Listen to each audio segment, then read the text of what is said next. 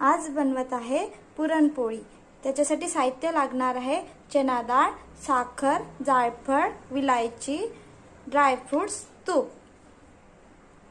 आता आपण कुकर मध्ये चना डाळ लावायची।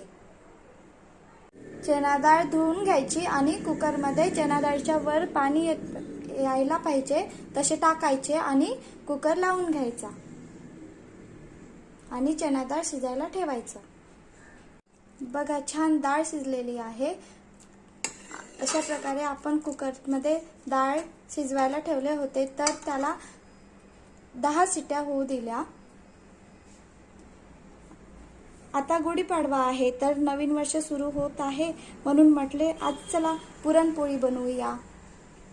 पोळी बनविण्याकरिता आपण कणिक घेतलेली आहे, त्याच्यामध्ये मीठ चवीनुसार मीठ टाकायचे कारण पुरणपोळी बनवताना कणिकमध्ये मीठ टाकले तर पुरणपोळीला छान चव येतं।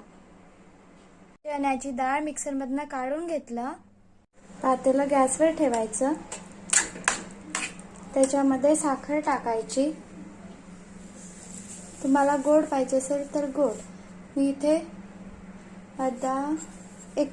एक वाटी टाकत आहे आणि थोडा गूळ वापरत आहे। गूळ टाकलेला आहे आणि आता छान मिक्स करायचं। बघा छान घट्ट होत आहे।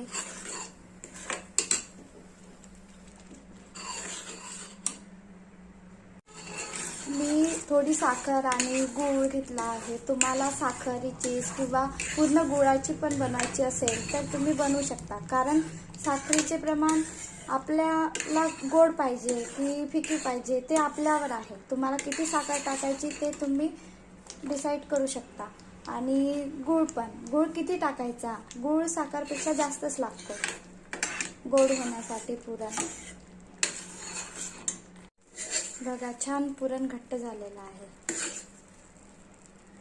असे पुरण घट्ट होऊ द्यायचे। माझ्याकडे चाळणी आहे, एक पातेलं घ्यायचं, त्याच्यावर चाळणी ठेवायची आणि पुरण टाकायचं आणि स्पूनने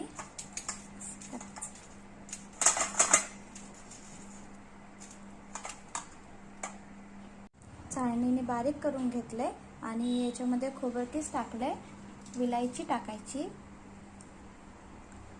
आणि जायफळ थोडेच टाकायचे कारण जास्त टाकले तर त्याचा वास जास्त येतो। हे सगळं मिक्स करून घ्यायचं।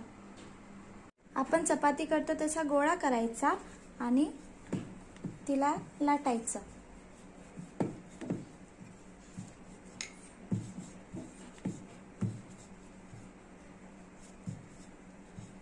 या प्रकारे त्यांचा गोळा करून घ्यायचा, ते याच्यामध्ये ठेवायचं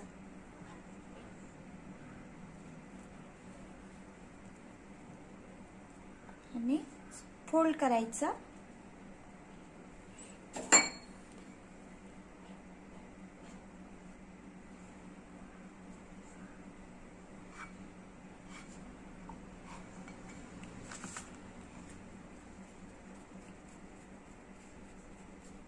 या प्रकारे पुरणपोळी भरायची। आता घोळणमध्ये मिक्स करायचं। आता पुरणपोळी लाटायची।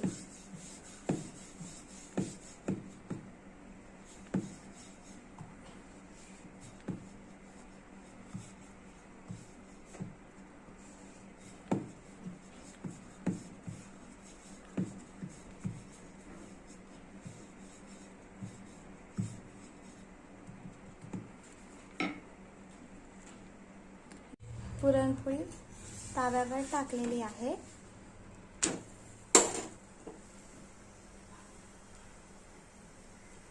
पुरणपोळीला तूप लावूया।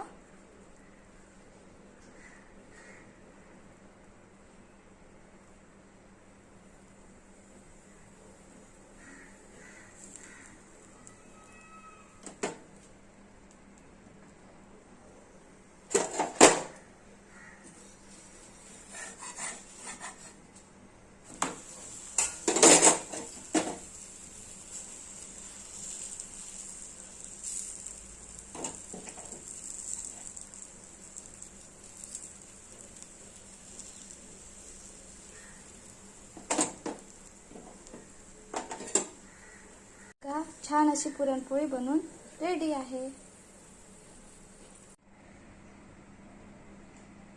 बघा, पुरणपोळी बनलेली आहे. आवडली असेल तर लाईक करा, शेअर करा, सबस्क्राईब करा.